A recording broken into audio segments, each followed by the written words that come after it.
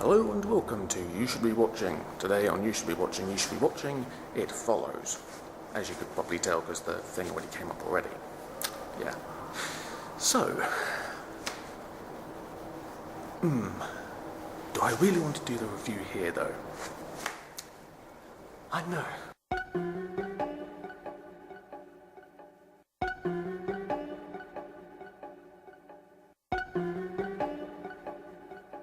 Okay, you know what? It's not worth it. It's really not worth it. I have to go. I will not trust this little corner. No. Okay, I'm gonna do this on the move because I am not sticking around to have anyone follow me. Just, no. Even though it may have been a film, I'm not risking shit. So, yeah. It Follows, just so you know, it's a very good film. Let's get that out of the way first. But it is also quite nerve-shredding, and also very easy to make you paranoid. Just because the subject matter. Oh, go, come on.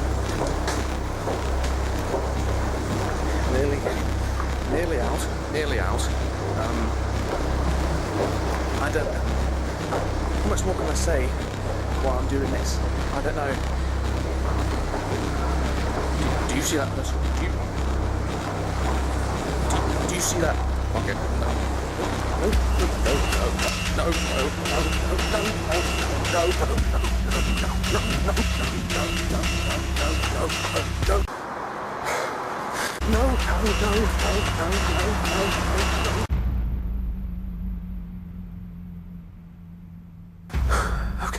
Okay. I think I'm safe now. I mean, I've taken a bus quite a long distance away to get from what I think I saw. So, yes, now I'm just waiting at my last bus stop to get back home. So, I figure now is as good a time as any to finish off doing the review, at least the pre-spoiler zone portion of it. So, It Follows. God, it's cold. That's not the full title, it's just, yeah, it's cold. It Follows. It's a film. Hello, car. Yes, please do drown out the noise. Oh, and hello, lorry too. Yes. Watch the film alone at your peril.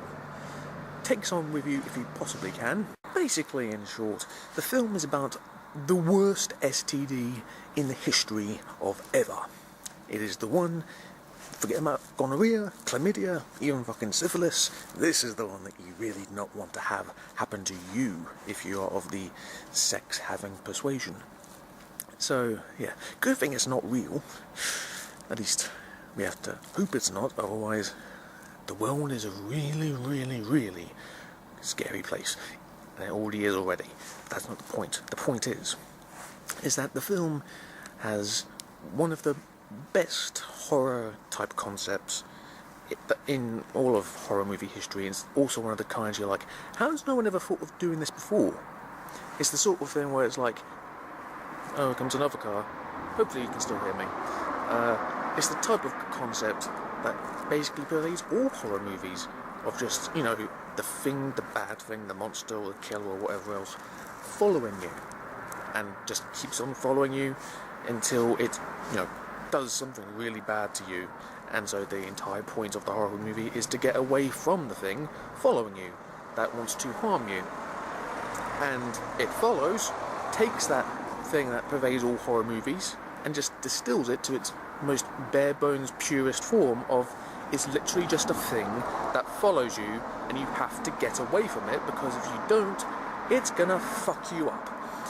And yeah, so I won't spoil it too much, talk about like how it does its scariness, because horror movies are kind of like comedies. You don't want to give away the best gags, you know, and even though with horror movies gags is kind of the wrong word, still, you don't want to reveal how it scares you exactly, so you have to see for yourself.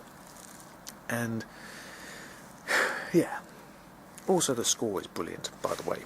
Very John Carpenter-esque, as loads of reviews have said anyway, and Halloween is a big debt that the film owes itself to, if you know what I mean, words, Jack. And yeah, get the soundtrack after you hear it in the film. And yeah, don't know what else to say really. And what's that? Oh god, not again. This is really bad, so, you know, I think I'm just gonna back away slowly.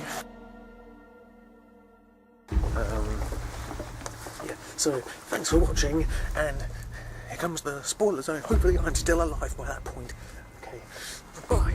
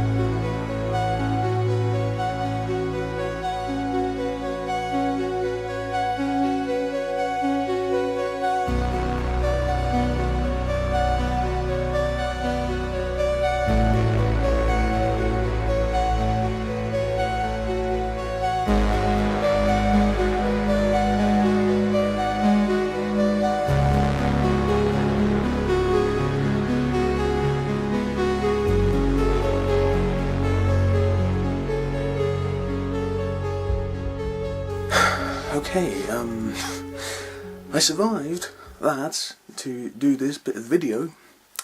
Unfortunately, I survived to enter a blackout that has affected the entire area in which I live. So, go figure. And in case you think that I'm making it up just for dramatic value, no, just have a look, have a look. See? Told you. So, my only recourse is to do it with the light from my phone. But I figure doing this bit of the video now would be kind of good to do during this whole time of embuggerance, because, you know, you cannot pay for this atmosphere. I mean, come on. It's better, as good a time as any, right? So, yes. Anyway, you have made it this far into the video, but I must warn you that you have now ventured into the spoiler zone. So I've been mulling over the film since I watched it, metaphorically rolling it around in my tongue of my brain, just thinking it over and just going over the various details of it and just thinking about what the ending could mean and various other things in the film could mean in terms of subtext and symbolism and that kind of thing. To take it on its own terms as just a horror movie, it does still work very well. But there is also a lot of stuff to dig deep into in terms of analysing it and seeing what it's trying to say and the way in which it's trying to say it. So I've been trying to think about it as much as possible in order to give this analysis and give it as coherently as I possibly can. And I edited what I was going to say here in my mind, thinking, should I mention this bit? Does it mean anything? Is it actually symbolic of something, or am I just reading too much into it? So I'm leaving out certain bits that of stuff that I've thought about since I watched the film, like what I thought the manifestations that the creature took as it was following Jay and all that, and the others that it starts to follow.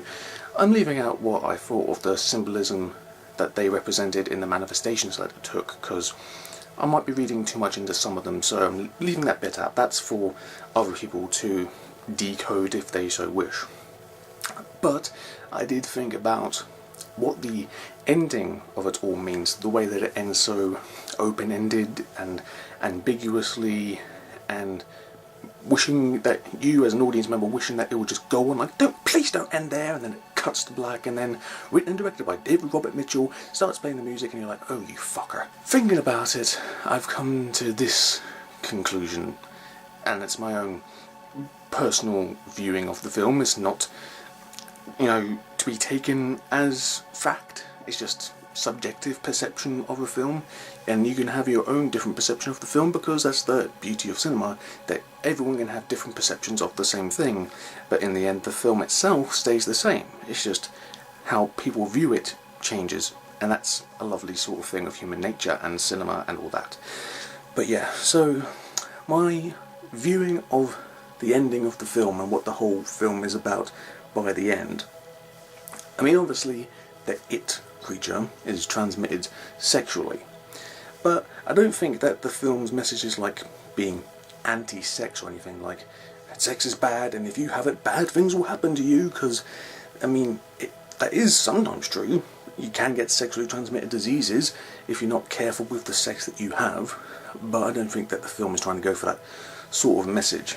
Although if you want to view it as being an anti-sex propaganda sort of film, you can if you want to, I suppose. But I think it's driving at something a lot more tragic and heartbreaking in terms of what it's trying to say in the end. Because it ends up with them in the pool trying to defeat the creature, and eventually they do. You're not quite sure, but you see Jay fearfully looking over the edge of the pool, and it's all filling with blood, inhuman amounts of blood just filling up, and the music swells, and it's unbearably like, oh god, oh god, oh god, oh god, and then it cuts away. And you thought, like, is the creature dead? Is it? Please, I hope it is. And then Jay sleeps with Paul, and you're like, is she trying to pass the curse on to him? Is she finally accepting his offer from before? And then it ends up with them holding hands walking down the suburban street, and then you see someone following them, and is it the creature? Is it just someone who happens to be walking behind them? And, you know, it's very tense and fearful, and it leaves you with that aftertaste of paranoia and fear. And the reason that I think that it does that is because, well, it links back to earlier in the film, in the early parts of it before Jay becomes infected with the curse. A lot of times you notice her, like when she's in the pool just laying back, she's looking at the trees, at nature, at the sunlight dappling through and filtering through the leaves in the trees. And later on she's just picking at leaves of grass and placing them on her knee. And all these kind of moments of her just basking in her carefree, elegiac tranquility and innocence, you know, of just teenagerhood, and of just basking in that time when you could do such a thing as a teenager. And then the it starts to come into the equation, and it throws all of that out. Because of its presence, she can no longer have that carefree, elegiac tranquility and innocence, and crucially peace, because she's always on edge. She's always now afraid, because she doesn't know when the it is going to come and try and kill her. And then it just, why does the film end with it still being that way, that she's still afraid and now has passed it on to Paul, who may or may not be infected? There is also a thing that she sleeps with Paul and might pass the curse on to him. And I don't really like Paul as such, because you can tell, much as the other girl friends in the circle of friends have known for ages and know that it's plainly obvious that he fancies the shit out of Jay, that this is him. Eventually just, you get the feeling that he likes it perversely, that this is like the greatest opportunity he'll have to be able to sleep with Jay. Despite the fact that it's because of a supernatural entity that's trying to kill her, it's still the one chance where he thinks that it'll be feasible that he can finally sleep with her. And maybe it's not that insidious, maybe it's not that sinister of a motive behind him wanting to help her.